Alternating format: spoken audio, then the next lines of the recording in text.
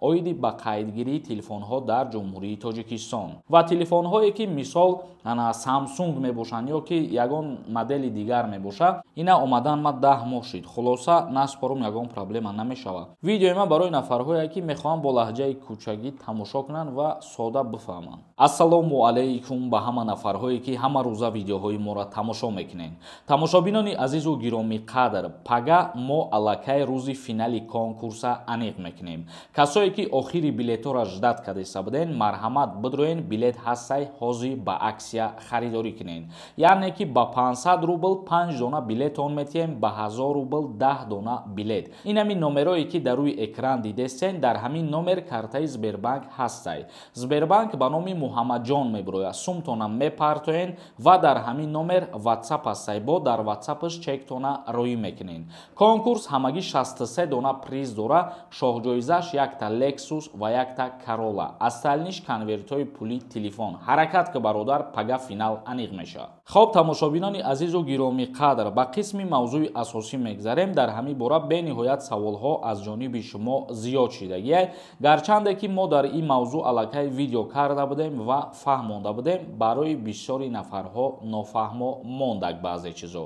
Яъне ки оиди растамошка кардани телефонҳо дар ҷумҳурии Тоҷикистон, оиди ба қайдгирии телефонҳо дар ҷумҳурии Тоҷикистон. Киҳо телефонҳошона растамошка мекунанд ва маблағи растамошка кардан чӣ қадар мебошад? Бародарони азизу гиромӣ қадр, ҳар як телефоне ки нав аз ҷумҳурии Тоҷикистон харидорӣ карда мешавад ё ки берун аз ҷумҳурии Тоҷикистон телефонҳои наве ки шумо харидорӣ мекунед, аввалин бор вориди ҷумҳурии Тоҷикистон мекунед, ана ҳамин телефонҳои мобилӣ растамошка карда мешаванд. Яъне ки бояд шумо дар қайд бомонедшон ва пуле ки шумо растамошка мекунед вобаста аз модели телефон мебошад. Аз ҳамада растамошкаи қимат телефони iPhone 15 Pro Max мебошад. Ма шахсан худам ҳамин рӯз якташа растамошка кардам, ба курси имрӯза 2190 сомон шид. Шумо ин пула дар ягон посредник ё дар ягон одам наметиҳед. Шумо метавонед ки бо тариқи приложенияи телефон хитон телефони хитона растамошка кунед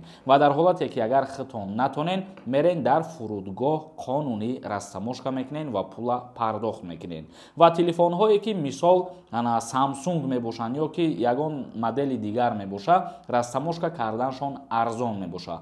Мисол мегирем, агар телефони Samsung A51 ё ки A20 ё A53, ана ҳамин телефонҳо нархи растамошкашон аз 280 сомон сар мешавад то 350 сомона дар бар мегирад. Гуфтаистам ку ҳамаи телефонҳо нархшон 1000 ё 2000 нестай. Samsung дигар телефонҳо аз 280 сомон сар мешавад. Аз ҳама телефони қимат iPhone 15 Pro Max ва нархша мо гуфтем ки чӣ қадар нархда растамошка карда мешавад. Растамошка агар ки шумо накарден, дар ҳолате ки миёен ба ҷумҳурии Тоҷикистон, тӯли 1 моҳ муҳлат дорен ки телефони худтона регистратсия кунен, дар қайд бимонен. Дар ҳолате ки 1 моҳ аллакай бигзараву шумо дар қайд намонен, ҷои слоти симкартае ки телефонҳо дора, ҳамун ҷои слот аз кор мемона ва дигар симкарта қабул карда намешавад. ва нафарҳое ки пештар телефон харидорӣ кардагӣ ҳастен, пеш аз ҳамин қонун имзо расидан, ин қонуни нав ба он нафарҳорам низ тааллуқ надорад. Мисол мегирем, ин ҳамин телефони ма пештар харидагиай, ин телефона ма растамошка намекунем, яъне ки пул намеспорам барои ба қайд мондан. Просто хоҳӣ регистратсия мекунед, тамом бародари азиз. Дар ҳолате ки шумо телефона нав харидорӣ мекунед ва мехоҳед ки сразу растамошкаш кунед, регистратсияш кунед, дигар телефони шуморо хомӯш намекунанд ҷои слоти симкартара. Агар ки дар вақти шумо растамошкаш карден, дар ҳамун 2 дақиқа заявкаи рӯйкардагитон қабул мешавад ва телефон растамошка карда мешавад. Хоб бародарони азизу гиромӣ қадр, акнун комментарияҳоро хонда ба саволҳое ки роӣ кардагиен ҷавоб мегардонем.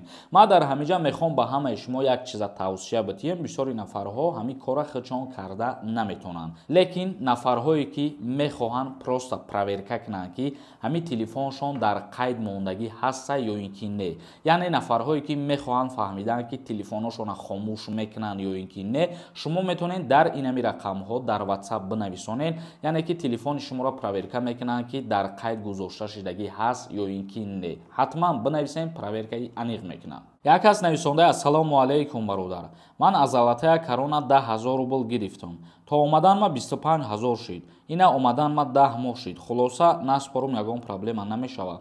Наспоридани қарз метавонад сабаб шава ки шуморо запрет на въезд бимонанд, лекин шумо дар ҳама ҳолат уҳдадор ҳастед ки ӯпла пардохт кунед. Як каси дигар нависондаи запрета баъди чанд моҳ дида мешава. ҳаминро аниқша гӯед.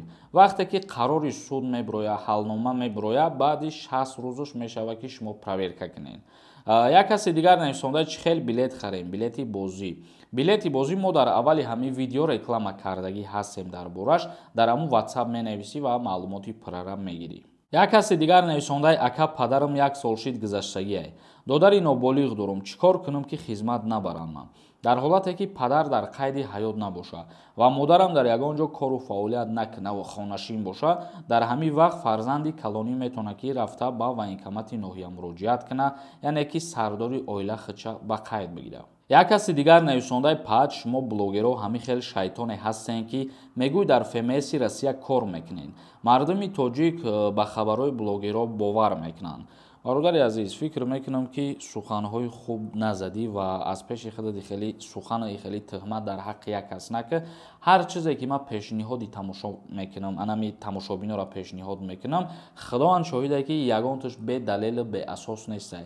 ҳар чизеро ки ман пешниҳоди шумо мегардонам, ӯ чиза ман аввалан тафтиш мекунам ки асосу далел дошта боша, баъд ба мардум ба маълумотшон мерасонам. як каси дигар нависонда ассалому алайкум ака. 2 моҳ пеш дар 27 дар омада бошӣ. хизмат мебаранд ё не? ай баҳорӣ. не, аллакай аз даъваткунӣ ба хизмати ҳарбӣ озод ҳастӣ. як каси дигар нависонда ассалому алайкум. сози хуби ака. призофи 1996 ба хизмат даъват мекунанд ё ин ки не? дар инҷа моҳоша ба назар мегиранд. агар 27 сола гузашта боша, аллакай даъват намекунанд. як каси дигар нависондаи 10 бораи навистумад. қарор чӣ ба набромадест? ҷавоб те. қарор фикр мекунам ки чандин нафарҳо аллакай дидан дар шабакаҳои иҷтимоӣ. баъзе нафарҳо дина нашр кардан, баъзе шабакаҳо 2-3 рӯз нашр кардан.